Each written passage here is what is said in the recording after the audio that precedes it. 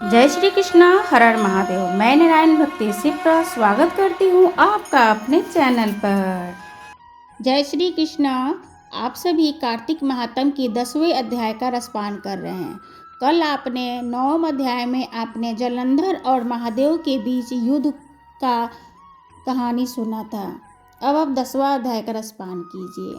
इतनी कथा सुनने के बाद महाराज पृथु ने देवर्षि से विनती की कि हे महामुने, आपने कार्तिक मास में भगवान विष्णु की पूजा और महात्म सुनाया। इस मास में यदि और भी अन्य किसी देवी देवता का पूजा होता हो तो वो भी कहिए। तब नारद जी बोले, हे राजन, अश्विन शुक्ल पूर्णिमा को ब्रह्मा जी का व्रत किया जाता है, कार्तिक कृष्ण चतुर्थी को गणेश जी का और अष्टमी और अमावस्या को लक्ष्मी जी का व्रत होता है, तथा जो कुंवारी कन्याएं कार्तिक मास में चतुर्थी की गणेश जी का कर चतुर्थी का व्रत करती हैं उन्हें सुयोग व्रत की प्राप्ति होती है।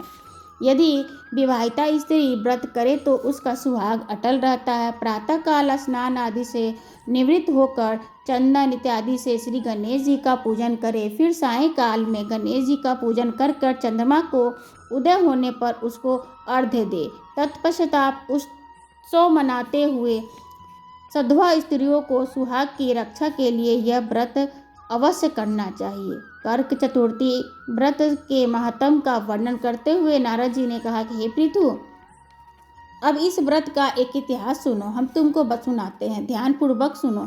भद्रावती नगरी में सुधर्मा नाम का एक राजा था। उसके रवि, दत्त, सूर शर्मा, जय शर्मा और शोभा नाम के 4 पुत्र थे। वीरमती नामक एक कन्या थी। सुधर्मा ने अपनी कन्या का विवाह देवव्रत से कर दिया था। वे दोनों ही प्रेम पूर्वक रहते थे। एक दिन अचानक घर पर सर्प द्वारा काटे जाने से देवव्रत की मृत्यु हो गई। ये वीरमती जोर जोर से रोने लगी, चिल्लाने लगी। आवाज़ सुनकर माता पिता, चारों भाई और पुरवासी भी आए और देवदत्त को मरा देखकर समस्त नगर दुखी होकर संसार के में डूब गए, दुख के सागर में डूब गए। उसी समय दुखों को दूर करने वाले महर्षि पुलत्स्य जी अचानक वहां आ पहुंचे। राजा ने हाथ जोड़कर विनती पूर्वक उनसे पूछा कि हे महात्मा, किस प्रकार से इस पाप के कारण मेरी कन्या विधवा हुई है।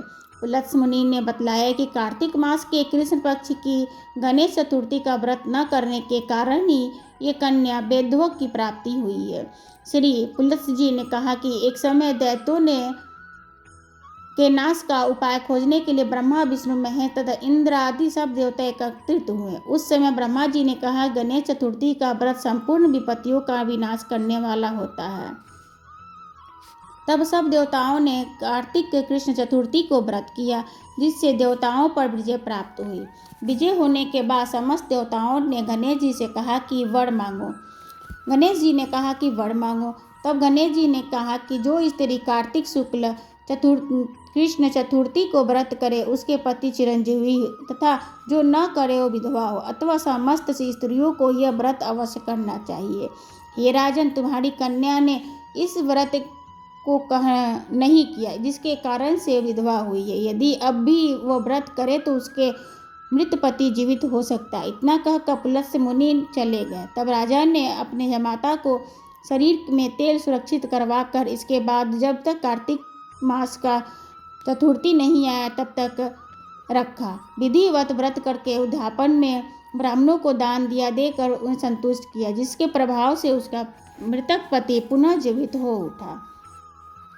तथा नारद जी कहते हैं कि हे राजा पृथु, सौभाग्यवती स्त्रियों को अपने सुहाग की रक्षा हेतु संतान की प्राप्ति के लिए यह व्रत अवश्य करना चाहिए। इस तरीके से कार्तिक महात्म का 10वां अध्याय पूर्ण हुआ। जय श्री कृष्ण, राधे राधे। कार्तिक महात्म में आपको 35 अध्याय सुनने को मिलेंगे, परंतु महीने में 30 दिन ही आपको कथा सुनने हैं, तो इसमें 5 अध्याय आपको किसी किसी दिन 2 अध्याय का भी कहानी सुन लेना चाहिए।